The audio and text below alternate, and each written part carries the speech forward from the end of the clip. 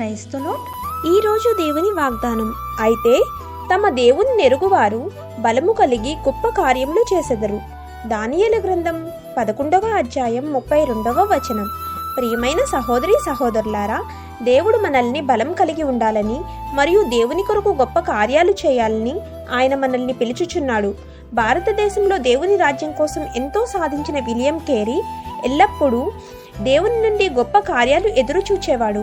నిత్యము దేవుని కొరకు గొప్ప కార్యాలు జరిగించాలని ప్రయత్నించేవాడు. మన జీవితాలు కూడా అలాగే ఉండాలి.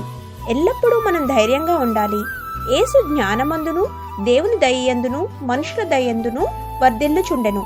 మన ప్రార్థనలో కూడా దేవుని వాక్యంను హత్తుకోవాలి. మనము కూడా జ్ఞానమందును దేవుని దయయందును మనుషుల దయయందును వర్ధిల్లునట్లుగా ఆయన మనల్ని ఆశీర్వదిస్తాడు. తద్వారా మనము దేవుని కొరకు గొప్ప విజయాలు సాధించగలుగుతాం. మనం ధైర్యంగా దేవుని కొరకు గొప్ప కార్యాలు చేయుటకు ఇప్పటి నుండి ప్రయత్నించినట్లయితే నిశ్చయముగా బహు ప్రజలు బ్రతుకున్నట్లుగా అది మేలుకే దేవుడు మన జీవితంలో ఉద్దేశించి మనల్ని ప్రబలినట్లుగా మనల్ని దేవుడు విస్తరింపచేస్తాడు. ఆమేన్. God bless you.